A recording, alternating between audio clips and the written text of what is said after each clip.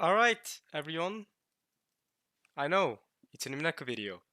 Shocking. Oh, dang. Already with the voice cracks. um, it's been quite a few months since the last Umineko video. Well, I did a character tier list a couple of months ago, but it's been, I think, half a year since the last Umineko part that I actually read through properly. And during that time, I think I had the story of Umineko properly set in, if that makes sense. Um, and Now that we're nearing the end of the year, um, I think I'm prepared now to read the manga. I mean, this is always going to be a possibility that I was going to read the manga for Minako. But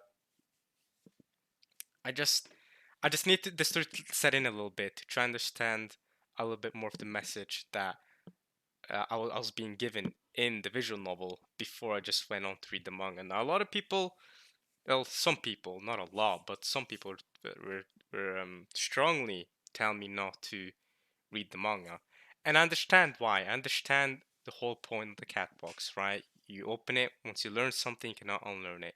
I get that aspect of it, um, but also I wanted to unveil the cat box because I feel like for me, I'm satisfied with the point I'm now with Umineko from the visual novel, and I just wanna get a little peek into it from the manga. I think that will heighten my experience personally a little more.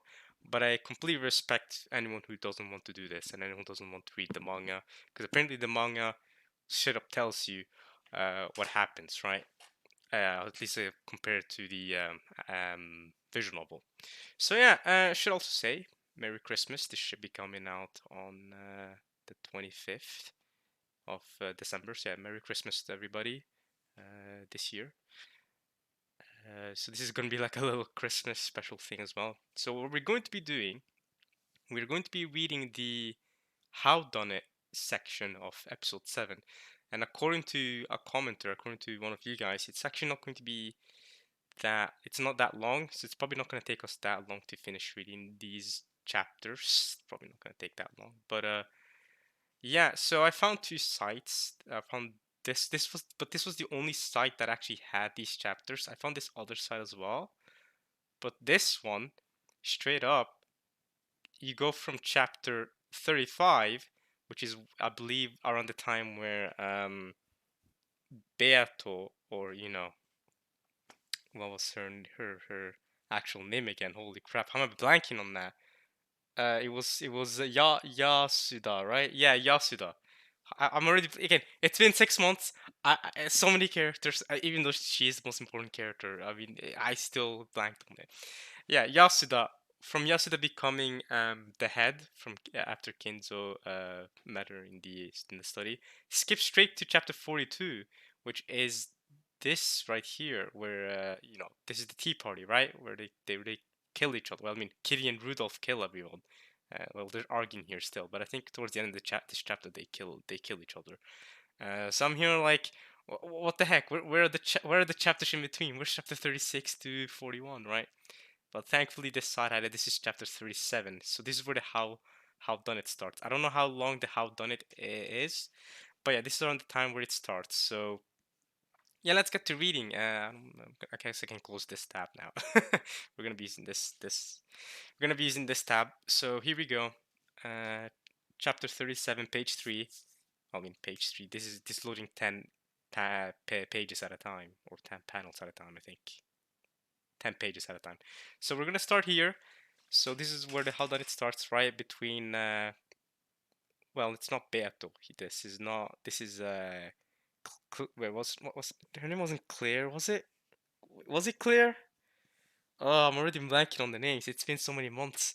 And honestly, guys, as you have to remember too, these last couple of months, I had to really, really, really study. So I haven't had that much time to do a lot of other things. So forgive me for. These are names that I guaranteed would have remembered as well a couple of months ago, but it's been a little while. So yeah, I think it was Claire something in French, something like that. This is Will. I'm not forgetting Will. Don't worry. Yeah, Will and Leon. Where's Leon? Leon. Yeah, there's Leon. So okay, we're gonna start this off. This is the funeral of Claire or Beato Yasuda. Let's get to it. So, to you, nameless and wonderful observer, I offer my heart. So, here we go. And then we have. Oh, okay, right. They're dancing. They're dancing on each other. Okay.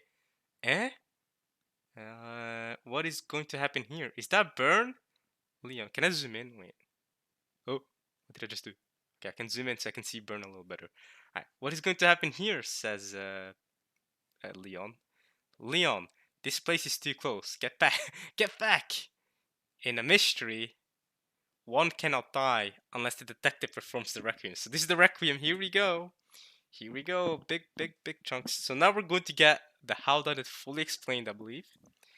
Uh, will stopping only your heart be enough? When you mourn the dead, do you put just their heart into the coffin? I got it. Ooh. Oh man. Oh, okay. Here we go. That which was born from earth will return to earth. I shall return all of you to the earth. Yeah, illusion. I remember that whole segment. Illusions to illusions. What was it again? Earth to earth. I remember that whole thing Will was going on about.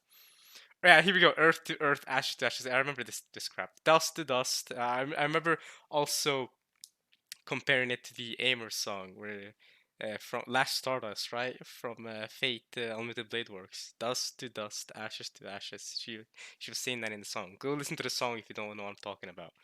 Illusions to illusions. Okay? And dreams to dreams. Yeah. Then let us begin my funeral. Alright, so Claire is ready. I think her name was Claire. Or something similar. I might be losing my mind. Oh, what's going on there? Oh, okay, it's Will straightening his I think it's Will, like, shoving his hair back. Okay, you have Leon and Burn. Uh, is that Will's sword? Yeah, he's coming out with his sword. Bang! I forgot what the sword was called. Here he is. He's ready to execute her. I slice apart truth from fiction. Come, or koi, as it would be in Japanese, probably, right? And there's her with her book. Is that a book? Was she holding a book the entire time? Am I blind? Okay, there's her magic sword, okay?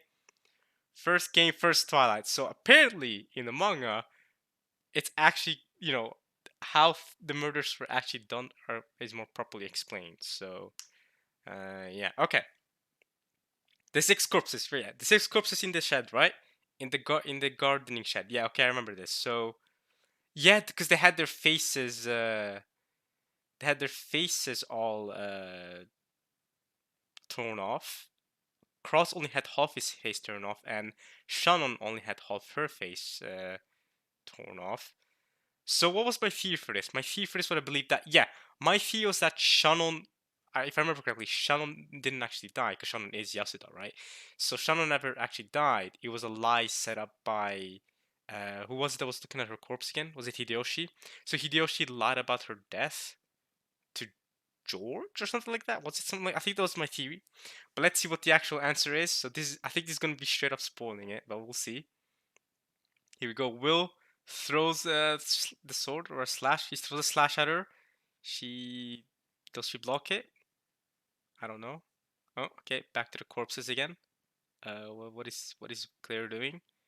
I'm not too sure. Okay. Illusions to illusions. Okay, it's an illusion. Evan Hideyoshi were bribed by the culprit. Here we go. Here we go. So Evan Hideyoshi lied to George about Shannon being dead. Shannon wasn't actually dead, or she might not even have been there to begin with. But Evan Hideyoshi, so they probably witnessed these five corpses, but Shannon wasn't actually part of them. So they were bribed by the culprit. So Shannon wasn't even there to begin with. The corpse that cannot return to Earth returns to illusions. The corpse of the sixth person was a lie. Yep, yep, yep. So that's who's that? Is that canon or is that Shannon? I think that's canon in this case. Okay. Okay, so I was right about that one. I was right about that one. But they were bribed? So what? So did Yasuda go up to Hideyoshi and Eva and she was like, or they were like, sorry, I don't know. But I'm not gonna get into that now. But he also went up to Hideyoshi, and everyone was like, here, I got 10 tons of gold. Just act like I'm dead. Act like Shannon is dead, alright? Dang, okay, alright. So, Shannon didn't actually died. First came second trial. Okay, we're going to the second trial now. So this was, I believe, Evan Hideyoshi's death, because like the two who were supposed to be separated, right? So first came second twilight. They died in a guest room, and there was a whole thing with the chain. I don't remember what my theory was for this one. Right, I know what my theory was for this one. Obviously, yeah, because Kanon and Genji were the one that went to check on the door, and we know Genji's in on it. Yeah, Kanon just killed both of them. That was my theory. Yeah, okay.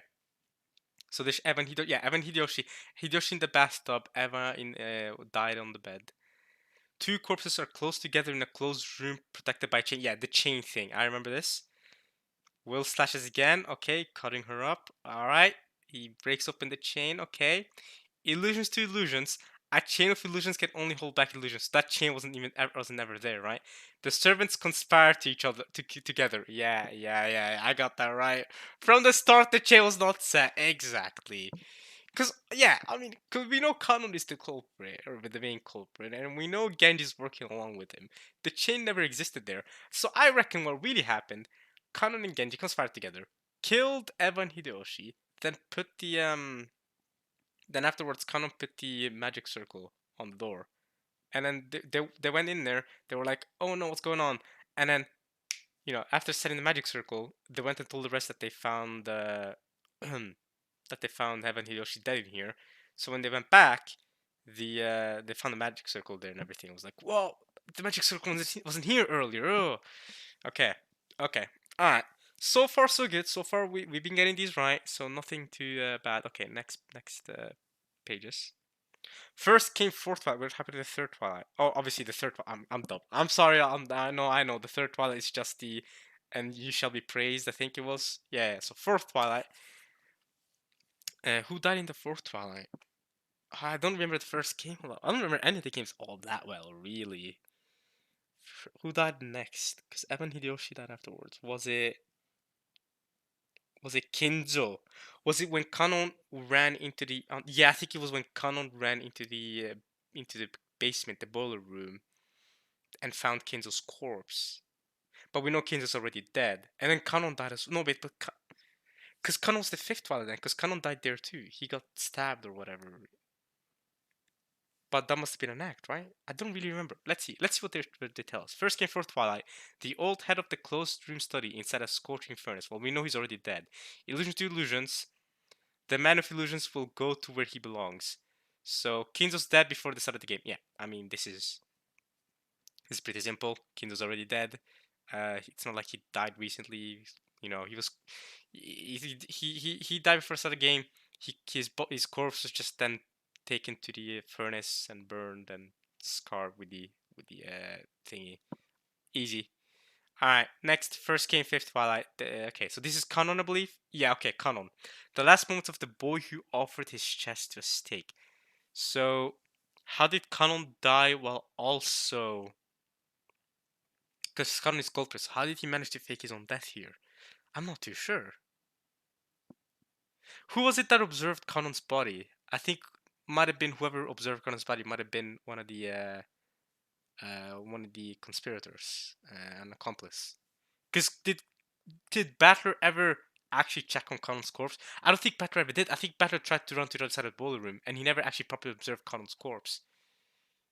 Let's see what Will has to say here, though. Okay, Will slashes the corpse. Okay. Illusions to illusions. The witch and stake of illusions can only pierce illusions. So what's the explanation here? Nanjo, who performed the autopsy, was part of the conspiracy. We know that much.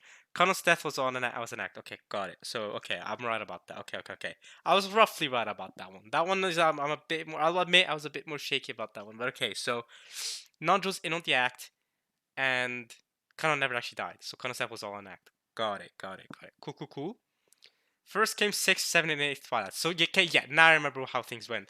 6, 7, 8 Twilight. This is where Genji, Nanjo, and Kimosawa died all at once in the in the lounge. Well, it wasn't called a lounge. It was called the what was the room? Not the dining room, the other room where they all discuss and stuff.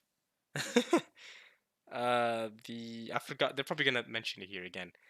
But yeah, they all died at once. Maria was told to stare stare at the wall and sing by Beatrice, right? So Maria sang, well, stare at the wall, and the room was locked. And then the phone was called to Battler, Nazi, Jessica, and George, who were in Kinzo's study because they were trying to be safe. And a phone was called, and they heard Maria singing. And then when they went over to check, the three corpses were there, and Maria was just chilling. So okay, let's see what the explanation is here. Three corpses lying down in the closed room of the singing girl. Yeah, that's Maria. Will slashes again. All right. So he's not just slashing at her heart; he's slashing at her corpses, our body as well. That is her funeral. She's supposed to fully die here, of course. Illusions to illusions. The blind girl's song is an illusion. The illusion of a closed room. So Maria's testimony followed the words of the culprit. The culprit had a key. Wait, what? Where were the red shoes for this room? Okay, that's it. Maria's testimony followed the words of the culprit. The culprit had a key. What were the red shoes? Okay, wait, I have my notes still. By the way, if anyone wants these, I don't know. I have a note for every single red truth from Umineko. Not every single blue truth, but also all the important blue truths. I have a note for every single one of them. So let's see. So actually, if y'all know someone that plans to read Umineko and who I don't know, I could copy and I can try and copy paste all the notes I have for Umineko in the comment section of this video. Maybe I don't know. They're pretty long though. All right, I think I've written the red truths. They number to a lot. So let's see my Umineko notes. Let's try and find them. I still have them. I'm never gonna remove them. They're always gonna be in my notes. Whenever I need to discuss Umineko with someone else, I gotta have the notes on the ready. I'm actually so glad I took the time to take these notes, even though they took so many hours. I'm just looking at the notes now. It took me so many hours to write all of these notes. So okay, episode 1 notes. Episode 2, Cross has 1 gold bar. The Chapel has 3 gold bars. Correct, correct, correct. Let's see, episode 5, 6, episode 3. No, where's episode 1? Episode 1, okay, Red Truths, episode 1. Evan Hideyoshi. Both deaths were homicides. It is not the case that after the conclusion, okay, this is the boiler room death. All of the survivors have alibis. Let's include the dead as well. In short note, kind of Kimi or that person on the other could have killed Kanon. Lamb that also said Kanon did not die in an accident. Okay, boiler room. Parlor. Okay, parlor. Here's the red truth for the parlor. I now remember the name of the lounge, but the parlor. Okay. Maria, who was in the same room, did not kill him, and of course the 3 Genji Nanjo Kumasawa deaths were homicides. I guarantee the identities of all unidentified corpses, therefore there were no body double tricks. Genji, Kumasawa, and Nanjo were not killers. That's it. Those were the red truths. So, Maria's testimony followed the words of the culprit. So, what did Maria even say here? She was like, I'm just saying, and then followed the words of the culprit. The culprit had a key. Right, because the culprit. Right. Because Shannon and Connor were both supposed to be dead by this point.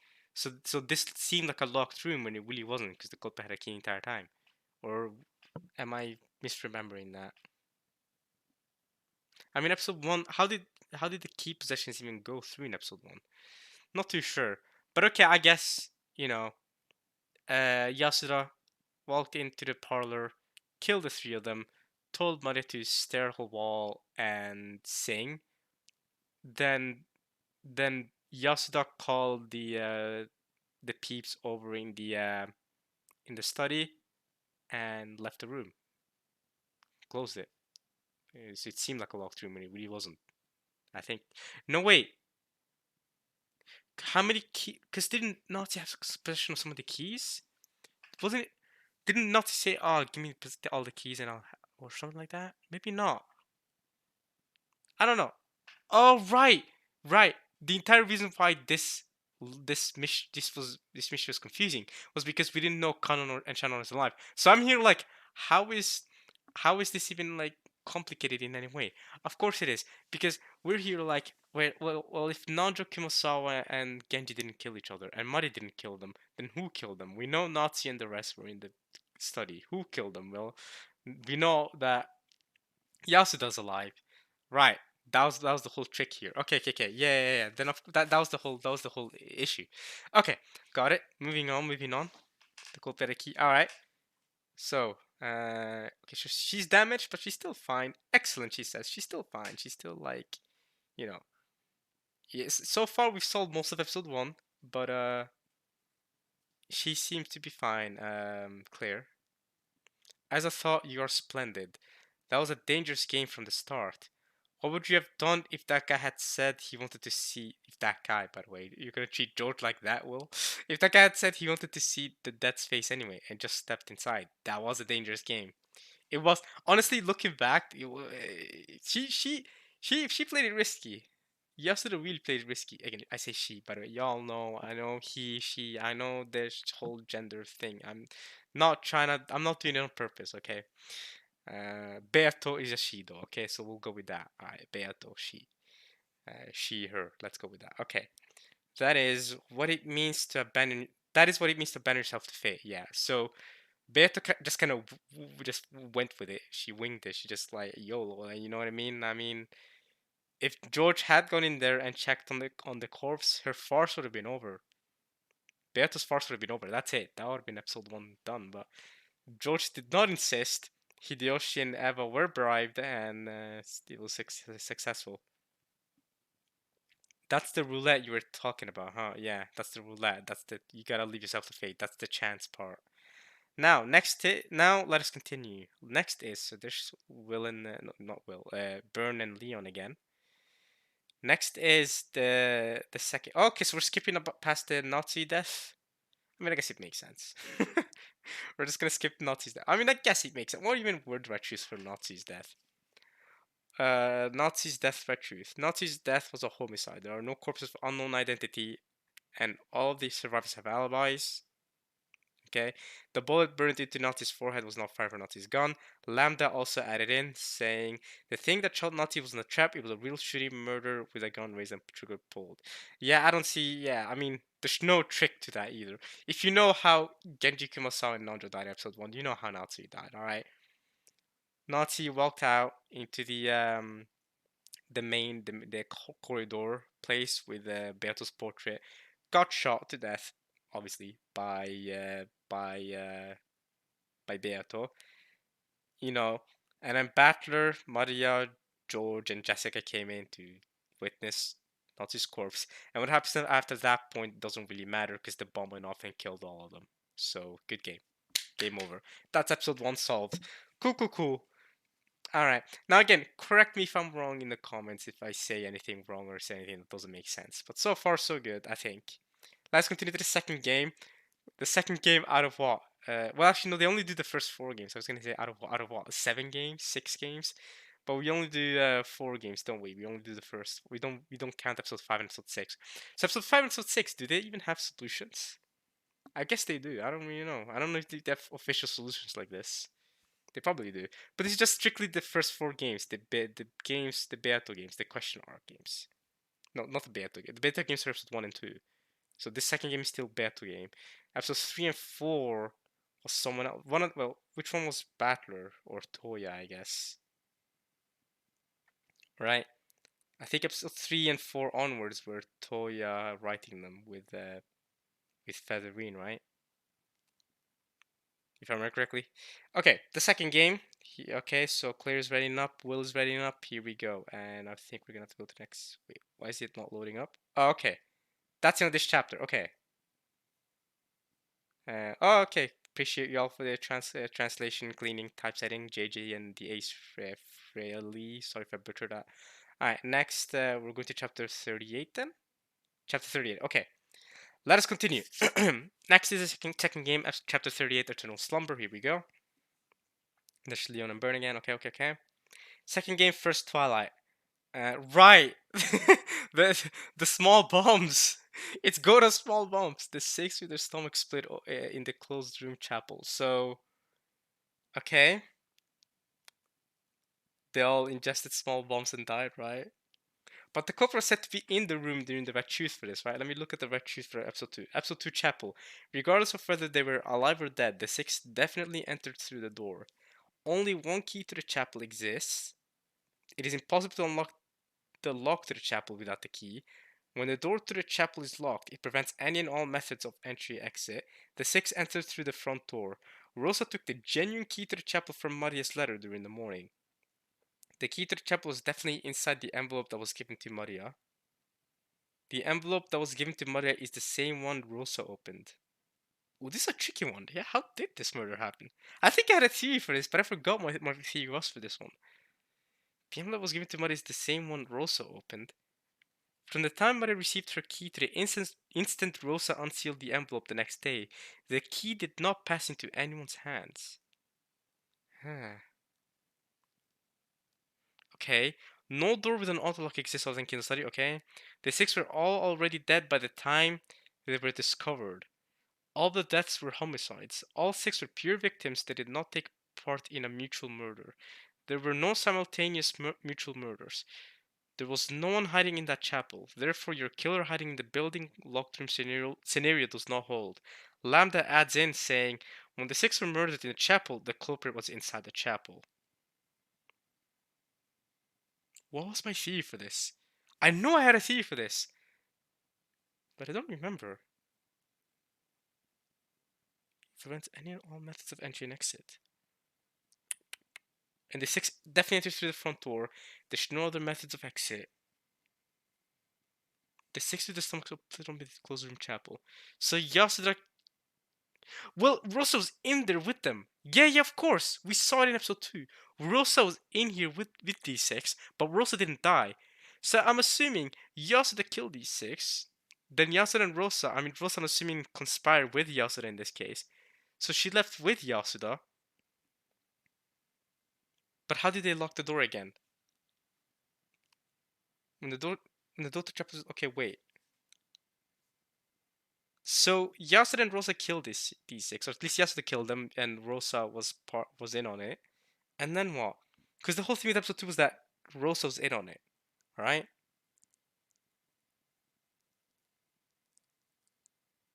So Yasuda killed these six, left the chapel, right?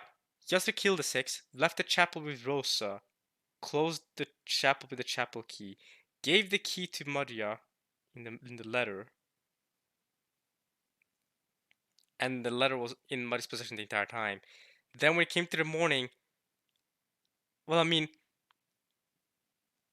yeah, then when it came to the morning, then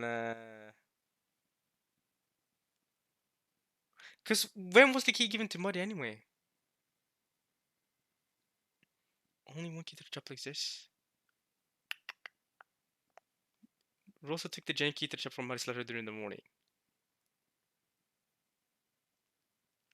So you're telling me that Maria was given the key and the letter and the key? Yeah, Maria was given the letter before they all went to the chapel and died. Maria was given the letter in the afternoon of the first day.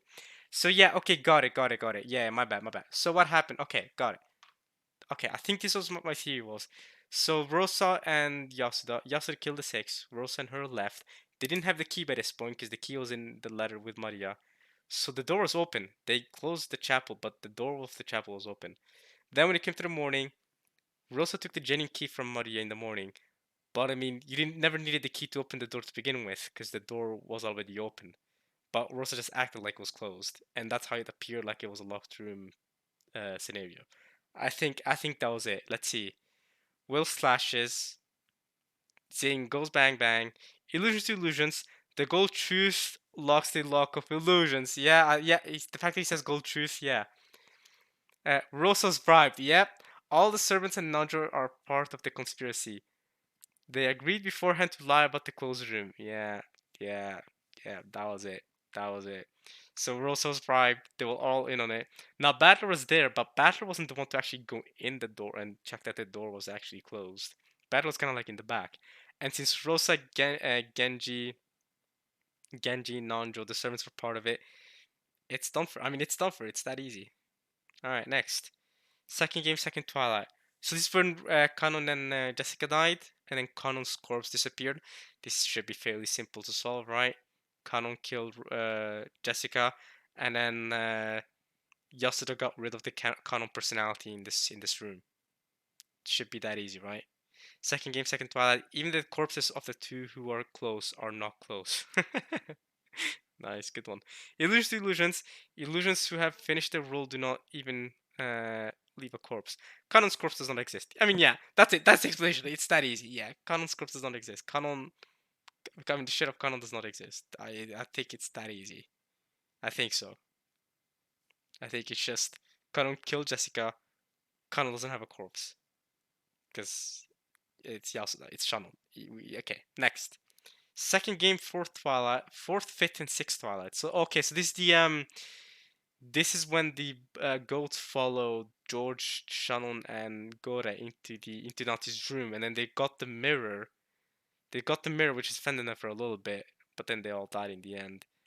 And this was right after they went to the uh, chapel. Yes, this is right after they went to the chapel. And then they ran here to Nati's room from the chapel, but they only made it this far, and then they died. What were the red shoes for this one? Because in Nati's closed room, none are left alive. How did isn't I don't really get it. Didn't Isn't this just as easy as Shannon killed Gordon George then killed herself? Isn't it that easy? Killed the two of them then committed suicide. But then how did the rest die? This is episode 2 still, right? And then the rest I guess got up at the explosion. But wait, what did Shannon definitely die? Or maybe she was acting like she was dead? No, because her corpse was discarded by Battler, wasn't it? So maybe she did genuinely die? I don't know. Ooh, I don't know this one. Let's see, Jessica's room, not Jessica's room. Servant room. No, not the servant room. Nazi's room, okay. Nazi's room was exactly the same, just like usual. The door and the windows were locked from the inside, okay? There were no frauds or tricks, no means of secret passage, nor places in which to hide. Nazi's own key was in George's pocket and locked inside the room. That leaves only the 5 master keys, and Rosa's holding all of them. All the master keys were under Rosa's control. Lambda adds on, after the master keys came to Rosa's control, never did any of them leave her hands, except for the time when she lent one to Batter to unlock Nazi's room.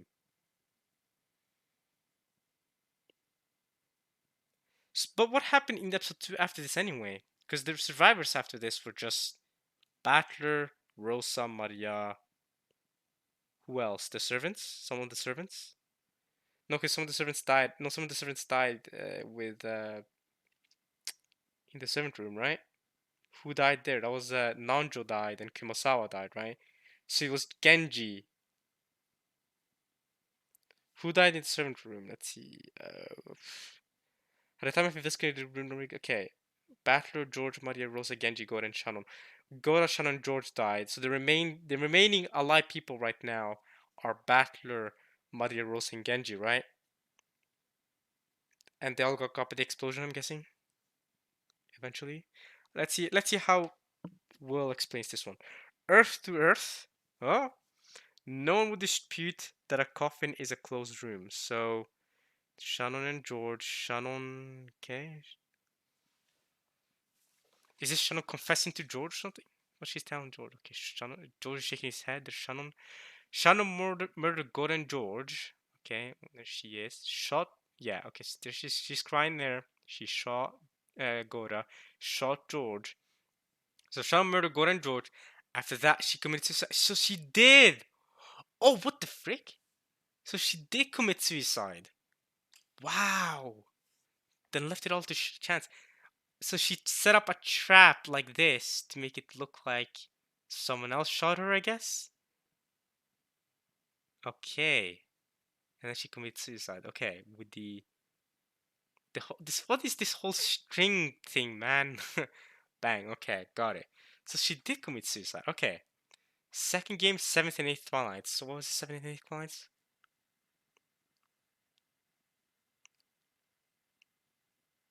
Was that when Maria and Rosa died at the very end? Was this Goda and no wait, not Goda, sorry, Kumasawa and Nanjo? Was this Kumasawa and Nanjo? After that, she committed suicide. So she actually died here. So Yasuda actually died here. So from here on, any deaths that happened were not directly due to Yasuda. I mean, they were, because I mean, she did still set up the bomb to kill everyone, but still.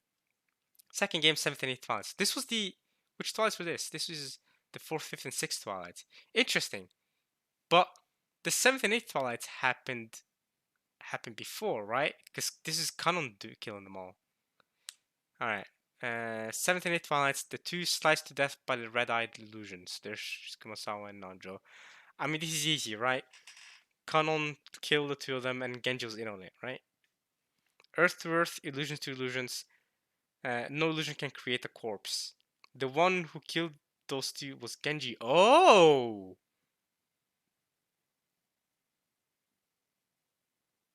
Oh! I did not see that one coming. So Genji's the one that killed them.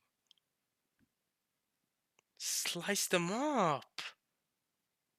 Yeah, yeah, he really got their throats. He really sliced their throats. That's crazy. He slit their throats. That's wild.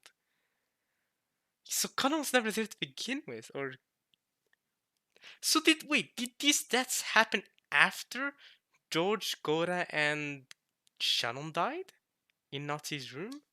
Interesting. I thought this happened before for some reason. I thought Kumasawa and Nanjo died before. I thought this happened before, and then Genji and Shannon ran together and said, "Oh, we found, Canon became a core thing." Okay, okay, okay, okay. Fair enough. Fair enough. Genji killed him, you know. Yeah. Okay. So Claire's getting damaged again. I think he was right. Continuing. Third game, first file. Okay, so we skip to the third game because the rest just died by the explosion. We don't really need to have that explained to us. Third game, first fight. This is the six locked room. This one was creative, but I think we solved this one, right? We solved this one because Shannon was the first one to be found. Then Yasuda ran all the way over to the chapel, and then again acted like they were a corpse here once again, right? Wasn't that how it went? This one was a creative one. This one was funny. Beto set this one up. That was good.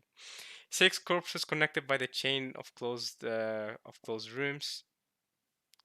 There's Shannon, there's Will. Illusions to illusions. In a closed room ring, the end and the beginning overlap. Yeah, okay, I think so. The serial murders and construction of the closed rooms were Shannon's work. The corpse found in the beginning was a lie. Oh. Oh yeah, a lie as in like she was there. After people left, she became canon and faked his death in the chapel. Yeah, I mean, yeah. Ran all the way over to the chapel. So while everyone else was investigating the other rooms, Canon and Shannon set it up perfectly so that they'd be the first and last person to be found. It's creative. I'll give them that. It's creative. They really went far for this murder mystery thing.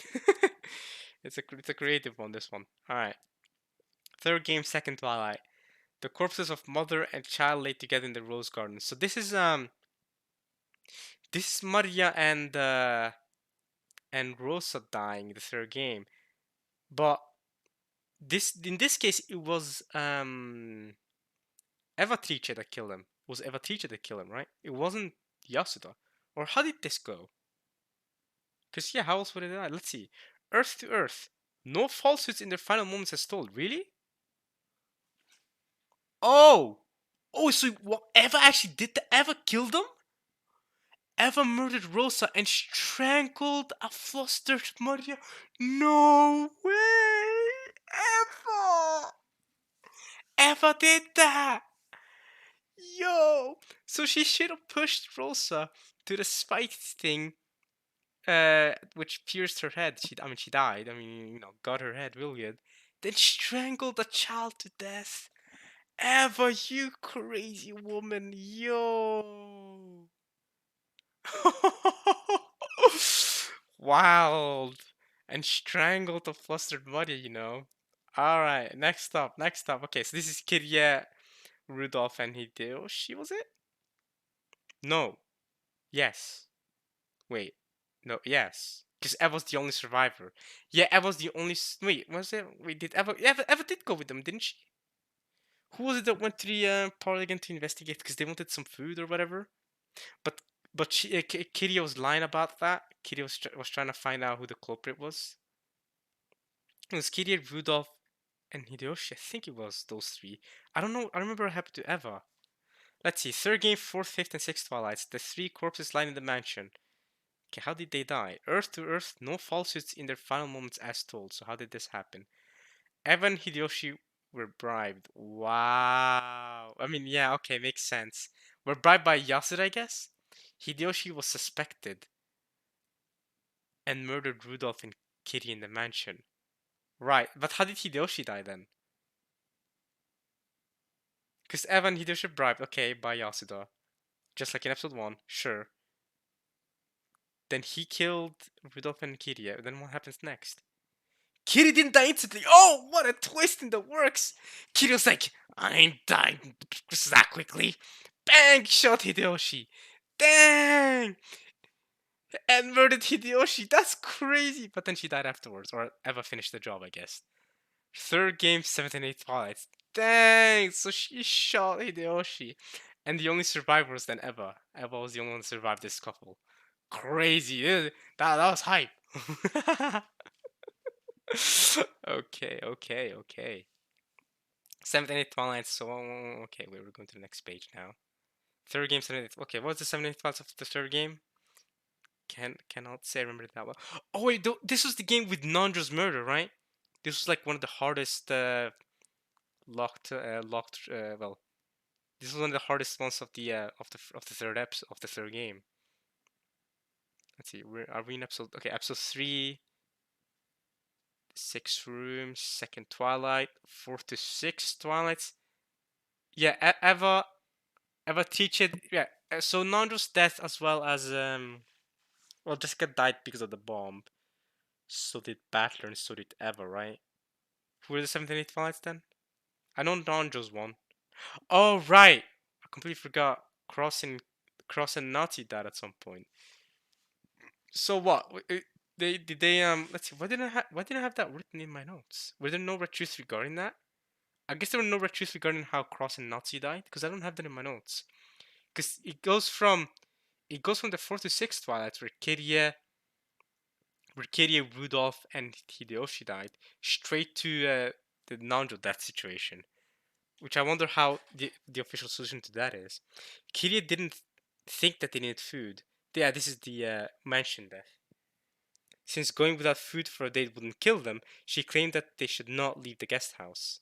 And yet she herself suggested that they leave the guest house to get food. Yeah, okay.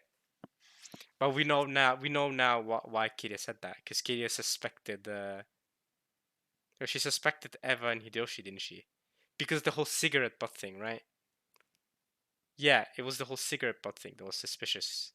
And that's why Kiria acted like she wanted to go to the mansion. And I mean, Kiria was kind of right, but unfortunately for her, Eva and Hideyoshi got the upper hand a little bit. She managed to kill Hideyoshi, but yeah, Eva was too good. So okay. Anyway, the corpses of husband and wife they exposed under the arbor. This is in the guest house, right? Wasn't this the case where Eva killed them? Earth to Earth, a mutable blade is wielded. The one who killed those two was Eva. I mean, yeah. I thought she poisoned them. I thought she poisoned them, but I guess she strangled them? Yeah, she strangled them to death. I thought she poisoned them. Yo, Eva looks scary here, though. Alright, yeah, I guess. Oh, yeah, it might have been the death. Their deaths said that it was the Chester sisters that killed them, right? And it did say that a string was like wrapped around their neck to kill them. So I guess it makes most sense that Eva strangled them to death. Eva and strangling people to death, that seems to be a common trend. She even strangled Maria to death. So I mean, she be strangling people to death. Unlike strangling a child to death, though, she can't just use her bare hands in this case. She used the whole rope. But I mean, yeah. Okay, let's see. So next is Nando's murder, right? I believe. Let's see. I need to. Nando's murder is gonna be an interesting one because this I remember this like being told to me as well as one of the hardest ones to solve. Um,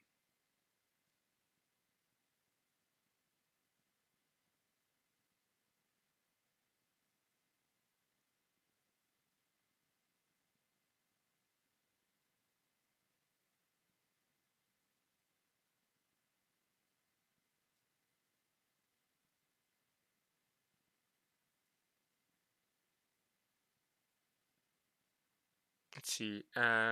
Checking something. Okay.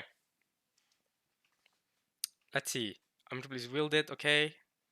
Next we have will. Mm-hmm. Slashing. Okay. Okay. More slashing going on between them. Fourth game. First. Oh, we're gonna skip Naruto's death. Oh, I thought that it. Oh, I thought they explained that. That one was one I was very interested in the solution. But I think we have it anyway, though. Considering we know that Yasuda's still alive by this point. Eva killed these two, right? And we know Yasuda's alive at this point. Yasuda killed Nanjo. The whole trick to that was that Yasuda was alive the entire time, right? Yasuda was alive the entire time. So Eva was doing these side killings, killing Nazi, Cross, Madia, and Rosa. You have Yasuda there, like, okay. And Eva also. This was the game where Eva and Rosa solved the epitaph, right? Yeah, yeah, yeah. So Yasuda was like, okay, I'm killing Nanjo, and then because also this was when Jessica's eyes she was too close to the bullet, to the gun, so her eyes were burning. And so Yasuda she killed Nanjo, turned to Kanon, took Jessica out of the room and to the parlor, was it? And then her along with Yasuda and Battler and Eva, who were the only two survivors, died. Well, I mean, Battler got shot by Eva, right? Eva had a lot of bodies this game because she killed Cross, Nazi, Maria Rosa. Then at the very end, she also killed Battler. She also killed Yeah, at the very end, she also killed Battler. But then Eva ran to because she saw the epitaph. She ran to Kuwadorian and survived. And while Yasuda and Jessica got caught by the bomb, killing them, and Eva's the only survivor. That's how episode 3 ended. Okay. Fourth game, first Twilight. This is the one Kinzo went crazy, but we already know Kinzo's already dead. So I'm interested in the fourth game because the fourth game is by far the most confusing game, considering how many illusions there were. So much crap was going on because Battle was never actually present. So first Twilight, a storm of massacre sweeps through the dining hall. So what is the explanation for this one? Illusions to illusions. No Chester sisters. They were not the ones doing this. Tales woven by the gold truth return to illusions. What's the explanation? Except for Battler, everyone was bribed. Everyone.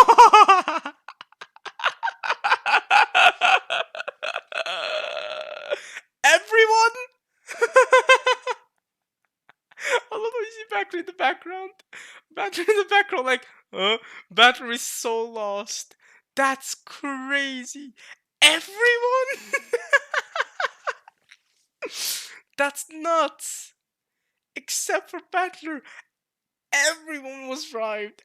Everyone was in on it. That's insane. That's why we were so confused all through episode 4. I'm like, what the frick is going on? Because we're reading the story from Battler's perspective. So we're in episode 4, we're like, what is going on? Everyone was bribed. Everyone was in on it. Everyone was in on it. That's insane. The beings from the other world were a lie. They agreed to beforehand. Wow, and Genjo's the one massacring, Shannon massacring. That's crazy, bro. Everyone was right, Nuts. Absolute nuts. Wow. That's gotta be like my favorite thing so far. I did not see that one coming.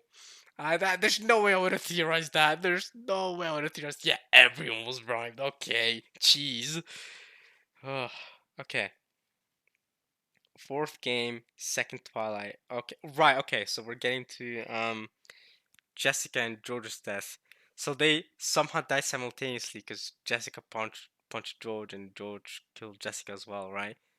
And Scott teleported them. How did that happen? How did Roderick kill Jessica and Gob kill George? How did this happen?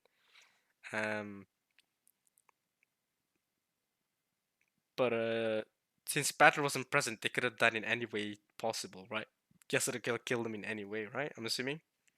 I mean, I don't remember what the red truths were for this case, but I remember episode 4 just being a very wild wild fest of I don't know what the frick is happening. You know what I mean? 6 years ago, no person called Beatrice existed. For me, what? Canon is okay. First Twilight. Keynes is already dead. But, oh, okay. We didn't even have any red truth for any of these. Gretel, is that Angie? I called Angie for Gretel in episode 4. Because, I mean, that was her Gretel form. Hurry up and come home, Oni-chan. Okay. Connor is dead. Among the 5 in Kitty's group, he was the first to die. In short, he was the 9th victim. This is far into the episode. Okay, we haven't gone that far into the episode yet. All those present at the family conference acknowledged the existence of Kinzo. No person would mistake Kushima Kinzo. Okay, yeah. Okay. Alright, let's just move on. Let's see what the explanation is for this one. The two young ones faced their trials and perished together. Illusions to illusions, says Will, cuts the entire situation up. Tales woven by the gold truth return to illusions. The two of them just moved according to a scenario. Oh, right, because they were bribed. They were bribed. So yeah, even Jessica calling Battler, because Jessica called Battler, didn't she? Got it. Because yeah, like they said here, everyone was bribed. So Jessica went to the room, called Battler, going like, "I'm going to die soon, Battler." Moved according to scenario that Canon gave her. Then I guess got killed, and her corpse could have been moved anywhere and whatever. Same thing with George. Got got killed in any way. Yasuka killed him in any different sort of way. Like I said, episode 4 is crazy because it's wild. Everyone could have done it in so many different ways. Okay, fourth game, fourth, fifth, and okay, everyone else. Okay, basically everyone else. Fourth game, fourth, fifth, sixth, seventh, and eighth Twilights. We're getting rid of everyone now.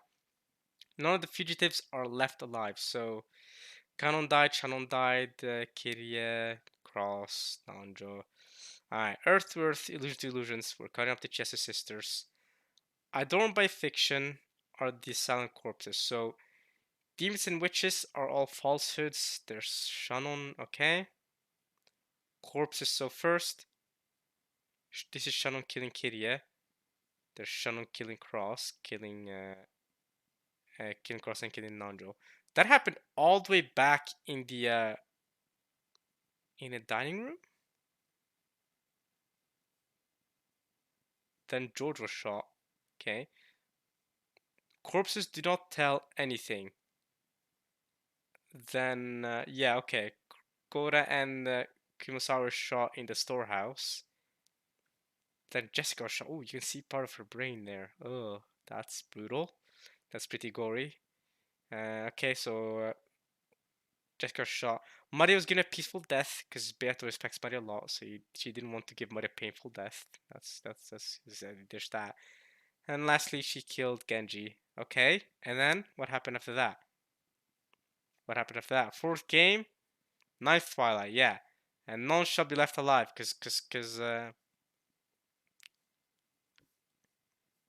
none shall be left alive, Shannon and Kanon also died. So what's the solution there? Earth to Earth, illusion to illusions. When fiction is locked up inside a cat box, it becomes truth. That's the big one. That's a big one here. There are no survivors to deny the witch's illusion. Yeah, I mean that is essentially the whole thing with the Umineko, right? If as long as it's in the cat box, any fiction locked in the cat box is truth. So since everyone died in episode 4, nobody can be like this is the truth or this is not true and whatever. So any fiction, any sort of like whatever, none shall be left alive. Anything else becomes true. So but you can see the explosion though. You can see that. I mean, they clearly know what they're doing here. Explosion killed everyone. We know this. And there's Claire. Oh. There's Leon. Burn. Will. Okay. All right. We have successfully done this now. Has the funeral been accomplished? It's so pretty. Anyone would wish for the last moments to be like that, says Leon.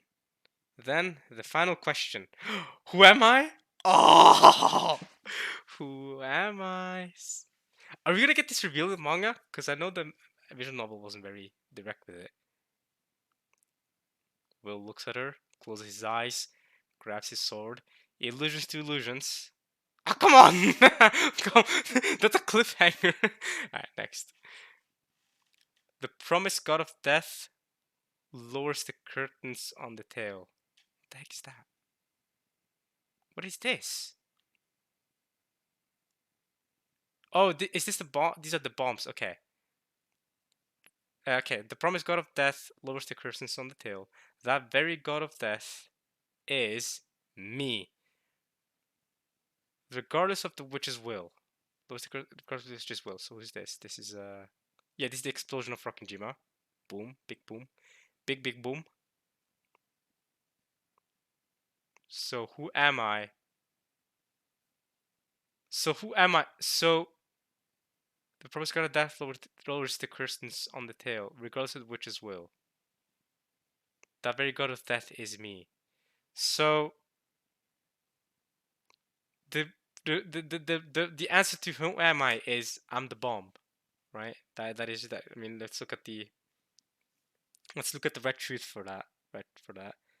Let's see. I know I wrote some red truth regarding this. Alright. As Beto's dying, Beto's tears had the red of truth mixed in with them. Ushiro, my battler, I will now kill you. And right now, there is no one other than you on this island. The only one alive on this island is you. Nothing outside the island can interfere. You're all alone on this island. And of course, I am not you. Yet I am here, now, and I'm about to kill you. Who am I? Who am I? And the answer is the bombs, the explosion. That very god of death is me. Yeah, I did not figure this out in episode 4.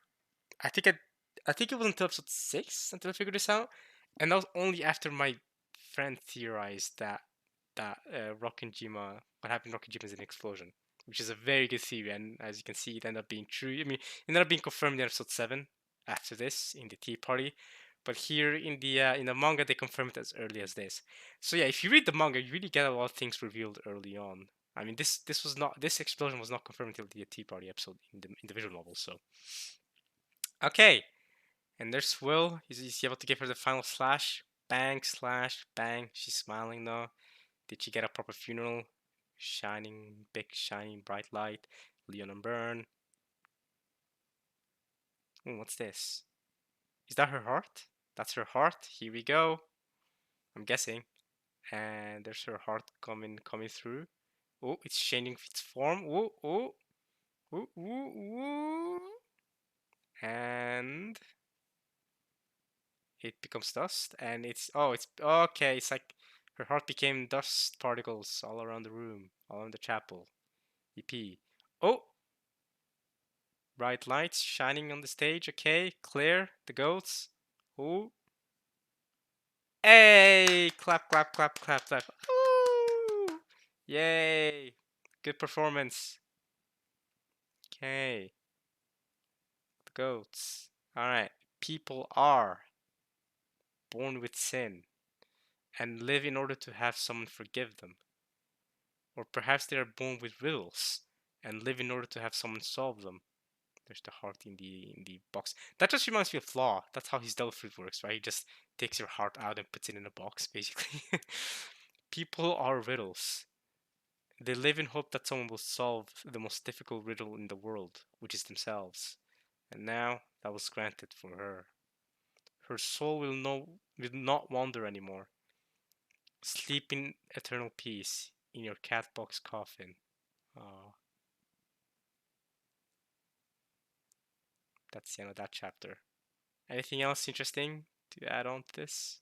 Alright, this is the okay. Chapter 39. For her, meeting you was her only salvation. I really hope so, says Leon. Because yeah, Leon is the version of Beato. Is the only version of Beato. One out of like how many millions was it that didn't turn out. You know that wasn't thrown off the cliff that one time. She cursed herself and her inescapable dead and fate and gave up completely. To her, being able to meet a happy miracle such as you became a salvation above anything else. So, Don't make that face. For you, that was a stylish ending, I guess, tells Byrne. I was only entrusted by Ow Ow with carrying out the funeral, and I just called the facilitator, you, and let you do everything. Will, hmm? I'll thank you in Claire's place. Her name was Claire. See, I didn't forget it. You cut off all the lingering regrets for me of a different fate, so thank you. Dude, reading the manga kind of hits hard to be fair, because you get to see these expressions and stuff. You don't get to see it in the visual novel. I'll give that to the manga, even if it is more spoilery. I thought you would be clutching your head in confusion by now. Now I understand how happy my life has been, and I realize that I am now living in a world of an extremely improbable good luck. Extremely improbable, yes, Leon. I think it's 1 out of 2 million or something like that. Like the chances of you existing is insanely low. Because I was taught about its value and meaning. What? Why you look so surprised? Why you look so surprised? I had this opinion that decent witches didn't exist, but I might need to change that. Oh no! Oh Will! Oh no! Burn! Oh boy! Oh boy, Will! You have not seen the worst of Burn. Just wait until the end of the episode. Someone play the executioner.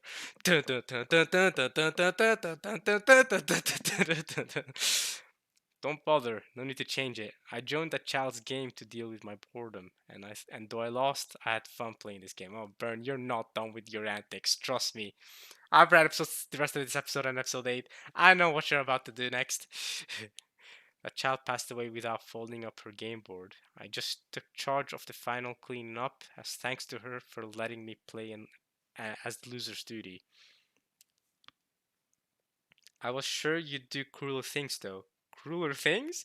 I thought that you would show a crueler game that neglects the heart. Yeah, I made it a cruel game, though that you did.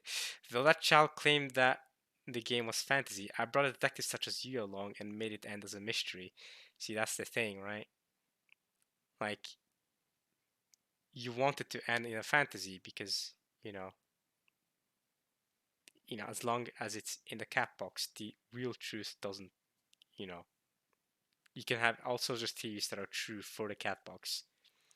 I mean, that's one of the big messages of Umineko, right? Is that magic is real within a cat box. As long as it's in the cat box, whatever truth becomes the truth. Whatever truth you have becomes the truth. Like, that's the big thing. The witch's illusion has been splendidly crushed, and my modest revenge is now complete. This tale of intertwined loves ends by an absolute willpower.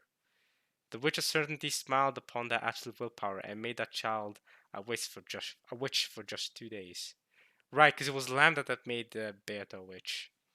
Within this limited span of 2 days, I've been able to enjoy an endlessly expanding kaleidoscope. Dang.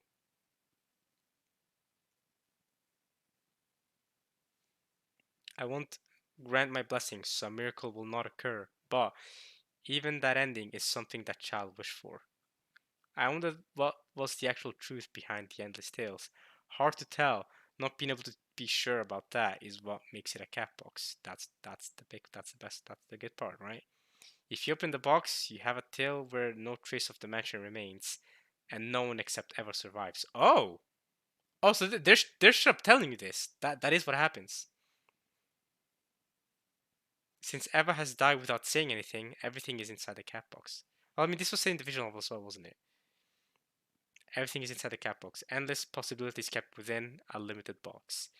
Thinking like this, the island itself, where she lived and died, might have been the golden land. Oh, dang. Okay, Leon.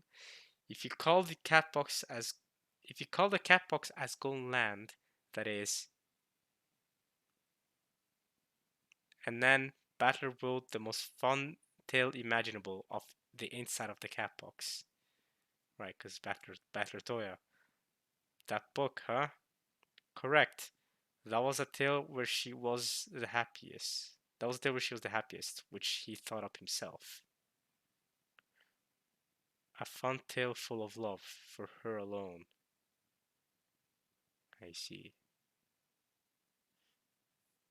Let's keep going. I know I already read the Howdunit by this point, but I'm still interested. Well, this funeral is over. I'm still interested to see like how the manga does all this. As promised, the barrier is removed. Once you leave, time will start moving again like normal. So now we're dismissed, huh?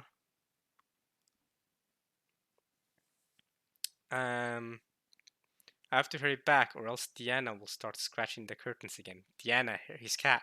Will, it was only for a short time, but you really helped me. Honestly, these two characters, Will and Leon, they had a very short appearance in the manga, only in the visual novel, only one episode, but they definitely left an impact. They definitely left a big impact for being just, and then definitely one of my favorite dynamics in the visual novel. So, oh, he's patting her head. Be happy. In the place of the hundreds of thousands of other you. Dang. Was it really only hundreds of thousands? I mean, that's still quite a lot, but I thought it was millions of other hers. But alright. She is the only her, to be fair. Actually, wait, Leon is androgynous. So it's like, Leon is both a guy and a girl, and it's, Leon themselves said that, what do you think I look like? Leon themselves never actually confirmed their gender. So when I say she or he, I don't do that on purpose, y'all.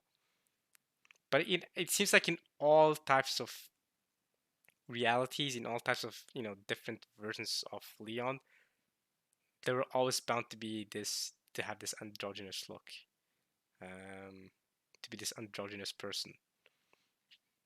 Yes, Leon says. Okay, and now they leave. There's Leon. There's Bern. They leave the chapel. Okay. Will says goodbye, waves goodbye. His footsteps are quickly disappearing. Holy crap. Okay. And he's gone. Yes. Then I'll disappear as well. Goodbye, Leon. I feel like I've said some inconsiderate things to you. I'm very sorry for that. You taught me some very important things. Her face, Bird's face, like, What's wrong? No, it's nothing. It's been 100 years since I've been thanked by someone. She jumps off and away.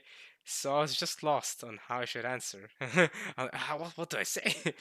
Alright, off she goes. She just leaves. Okay, leaving behind a single petal. Okay. Hey, there's Nazi again. Leon. So this is where you were. I was looking for you. Ah, Mom. I'm sorry. I was thinking about something. Everyone, let us return to the mansion. I was told that Beatrice's funeral is over. By who? By who, Cross? By who? Bad. Where is the head? Ah, he's coming now.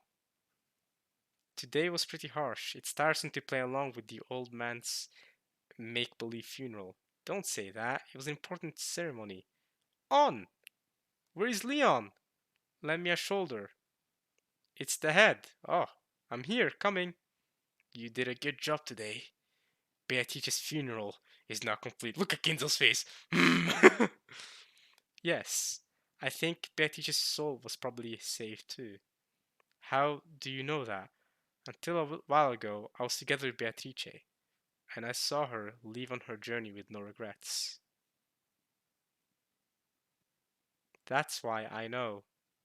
I see. If you say so, it must be true. Oh, Kinzo. Means looking back.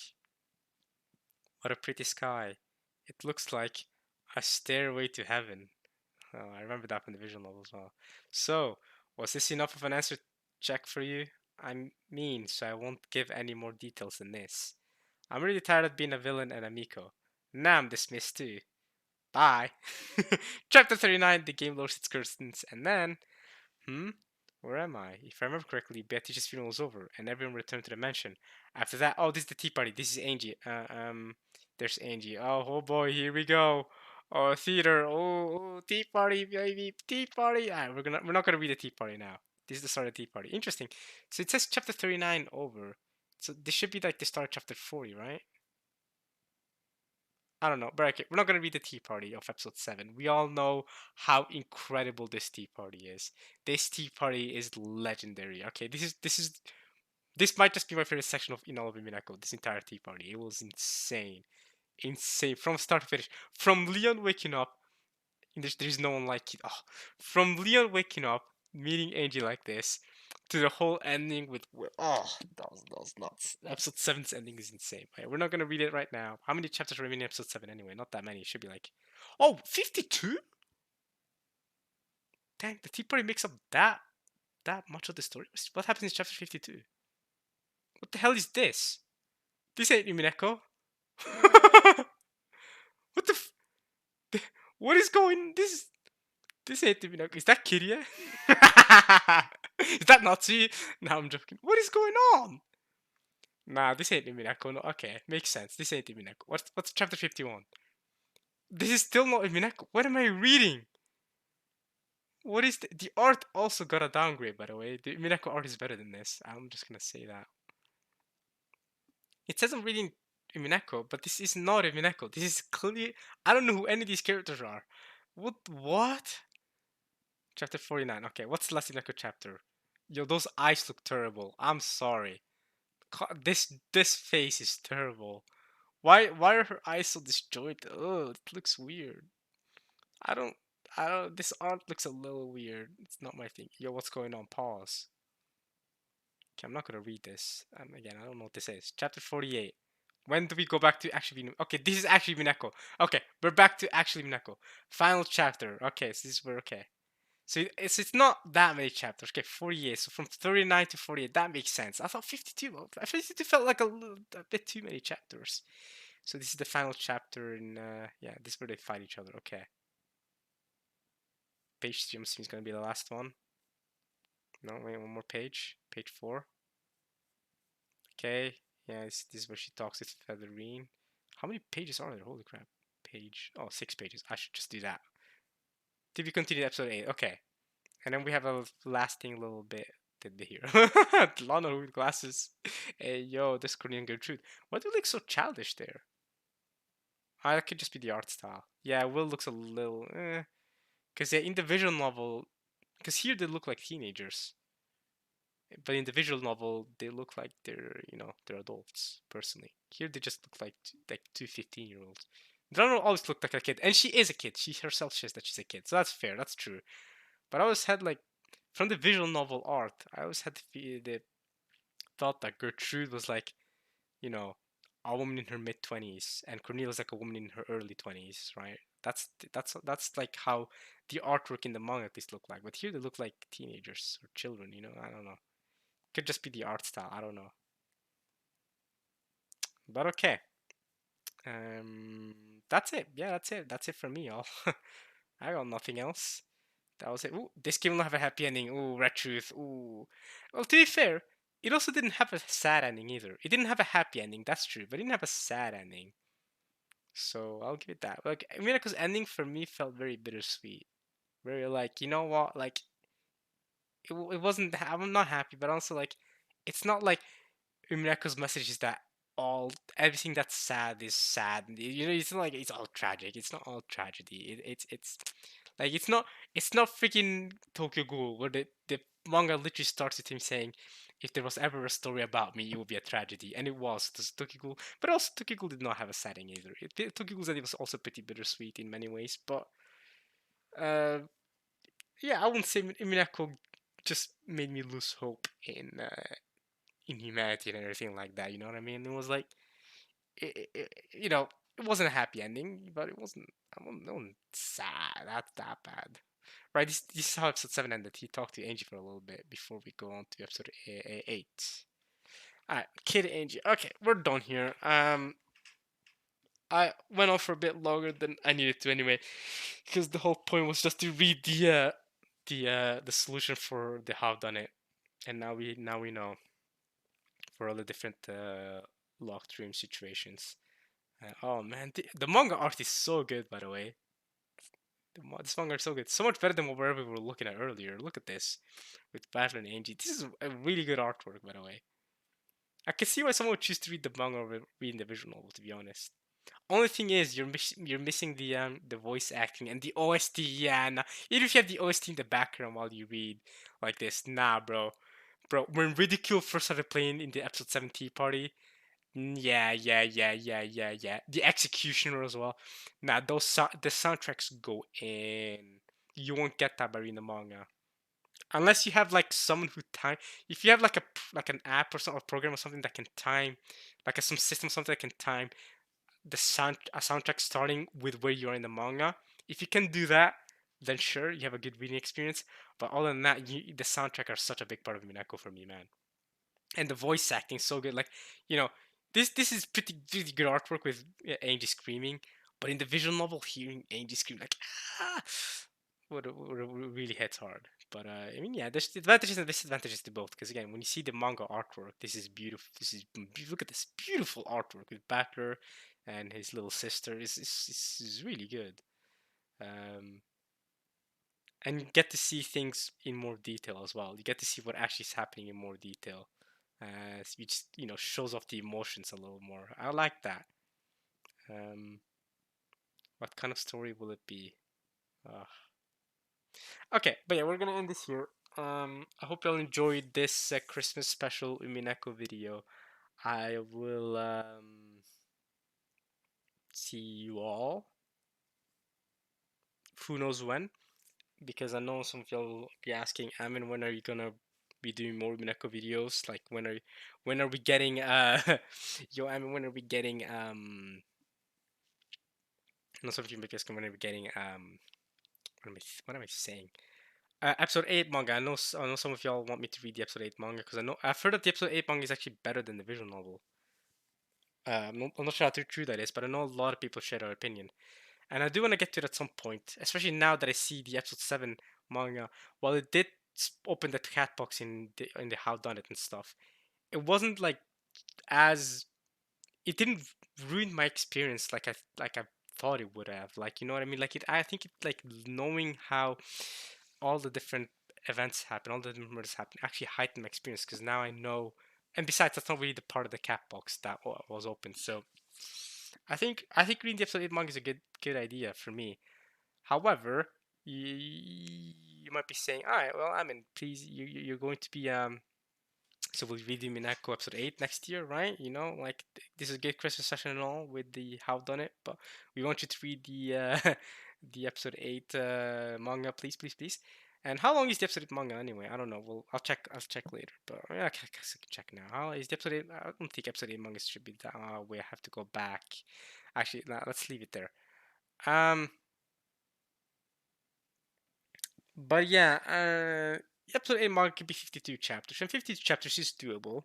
It's doable. That's probably about like it probably won't take me that long to read if it's 52 chapters like this. I mean, this isn't 52 chapters. This is 48 chapters, and just now we spent an hour and a half reading what 3 chapters was it? 2 chapters, three chapters. We spent an hour and a half. So you can do the math calculator. Let's say we read 3 chapters in an hour and a half. That's very slow pace. To be fair, this one I specifically went slower pace because like I was trying to theorize the whole how that it's up. But let's say like yeah, we if you just per video if you read 3 chapters a video and let's say there's around 50 chapters, that's easy like what 17 videos. That's not that much. And that will fully conclude Umineko for me as a story. I mean, I could go back and reread the entire manga from episode 1, but I don't see any need. I think at that point, I know there's some other extra stuff. I think there is some other extra stuff as well, other than just the reading episode 8 manga. I think there is like some not DLC content, but like some side spin-off content. I'm not sure how important that is. I know a lot of people haven't read it, but but you might be thinking, I mean, where are you going to be reading the episode 8 manga? I think for definitely not next semester or next half year. I'm going to be very busy this coming spring semester because I have a thesis to be writing. So I already mentioned this to someone in the comments, but yeah, do not expect me to read Umineko the first half of next year. Definitely won't be reading. I definitely do not see me reading Mineko, and in general, I do not see me making a lot of videos in general. So expect expect me to be uploading a lot less videos next year, at least the first half compared to this year so far. Because this year so far, the first half I recorded a lot, but now in the second half, as you can tell, I haven't been doing much else other than reading One Piece chapters, because that's something I do every week anyway, and also because I've just been so busy with exams and stuff. And next half semester, I'm going to be even more busy. I haven't even been, playing Gravity Rush 2, which I know a good it's just something. It's a game I was hoping to finish by the end of this year, but I know I won't be able to now. And hopefully I can finish it next year. But again, I don't think I'll have time to record anything other than One Piece chapter reactions next year because I'll be writing my thesis. Plus, I'll have like a part-time job to be doing. I do not think I'll have time to be making videos. So, um, yeah, unfortunately, we'll wait until after summer.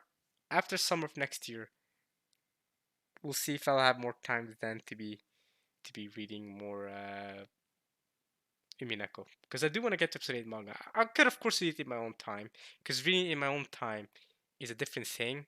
Because when I make a video, I have to actually like sit down with and have an hour and a half to spare to read Minako. But if I read it in my own time, I can use, for example, a lunch break or something like that. I could like use a 20-minute break to read a few chapters, and you know what I mean.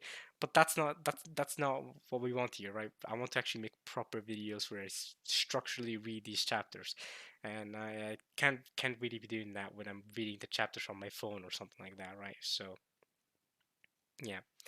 But I do want to get to episode 8 manga. I'm sure I'll be able to eventually. But as of right now, this is it. This is the Miracle content for now. Um, so yeah. So and if you're asking for more Minako content, I do not see it coming anytime soon. But talk to me again in summer 2024, basically. And not just Umineko, anything else on my channel. If you wanted me to do anything else, I genuinely do not have time for it next semester at least. So, unfortunately, because I love making videos, I do love doing it. I do enjoy doing this. But it's just time, you know. I got a lot, and especially next semester too. It's even more important than this semester. That this thesis is gonna be so important. I have to get to this good at it, right? So yeah, as well as having a part-time job, that's also gonna add to it because I'm poor, y'all. I'm poor, struggling. These videos are not high quality, as you can tell. Uh, but yeah, okay. Well, I'm gonna end this here. I hope you all enjoyed watching this at least as much as I enjoyed reading it. Hopefully, because I loved reading this. I'll see you all. Yeah, sometime soon. Who knows? Let me know if I said anything wrong in this video regarding the murders or how done it. If I misunderstood something, you can let me know that. Uh, oh yeah, I could also read confessions as well. That's something I could do because that's probably not too long according to what you guys are saying. I might do that rather than reading entirety of episode 8 manga. But according to a lot of you, I should just read episode 8 manga while I'm at it rather than just read confessions. But I might have time to just read. Oh, that was a voice crack. Holy crap! I might have time to just read Confessions of the Golden Witch and not read the entirety of said manga. I could leave a time slot for that at least.